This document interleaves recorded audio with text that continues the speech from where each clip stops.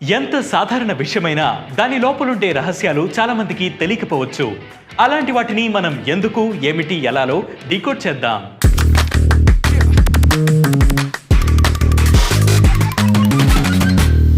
ఎప్పుడూ నీటిలోనే ఉండే చేపలు ఎప్పుడైనా నీళ్లు తాగడం చూసారా? అసలు వాటికి దాహం వేస్తుందా? ఒకవేళ దాహం వేస్తే ఏం చేస్తాయి? చేపలు పూర్తిగా జలచరాలు, అంటే అవి నీటిలోనే బతుకుతాయి, బయటికి వస్తే చనిపోతాయి. మరి జీవితాంతం నీటిలోనే ఉండే చేపలు నీళ్లు తాగుతాయి అంటే తాగుతాయి, అలాగే తాగవా అంటే తాగవు కూడా.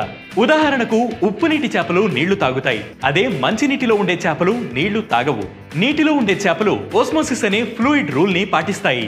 దీని ప్రకారం రెండు వేరువేరు గాఢతలు గల ద్రవాలను ఒక సన్నటి పొర విడదీస్తుంటే నీరు ఎక్కువ గాఢత గల ద్రవం వైపు ప్రవహిస్తుంది.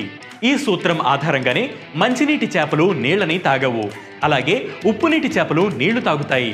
మంచినీటిలో ఉండే చేప శరీరంలోని ద్రవం దాని చుట్టూ ఉండే నీటి గాఢత కన్నా ఎక్కువగా ఉంటుంది. అందువల్ల బయట ఉండే నీరు ఆ చేప చర్మం, మొప్పల ద్వారా లోపలికి ప్రవేశిస్తుంది. అలా దాని శరీరంలోకి ప్రవేశించిన నీటిని చేప బయటకు వదలకపోతే సమయం గడిచే కొద్దీ ఎక్కువ నీరు చేరడం వల్ల దాని శరీరం విచ్ఛిన్నమయ్యే పరిస్థితి వస్తుంది. అందుకే మంచినీటి చేప నీళ్లను తాగవు. ఇక ఉప్పు నీటి చేపల విషయంలో ఈ ప్రక్రియ వ్యతిరేక దిశలో జరుగుతుంది. ఇక్కడ చేప చుట్టూ ఉండే నీటి గాఢత ఎక్కువగా ఉండడంతో చేప శరీరంలో నీరు బయటికి ప్రవేశిస్తుంది.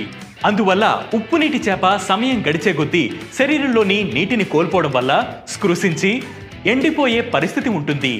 ఇలా జరగకుండా ఉండేందుకు ఆ చేప తన చుట్టూ ఉండే నీటిని మొప్పలు నోటి ద్వారా తాగుతుంది.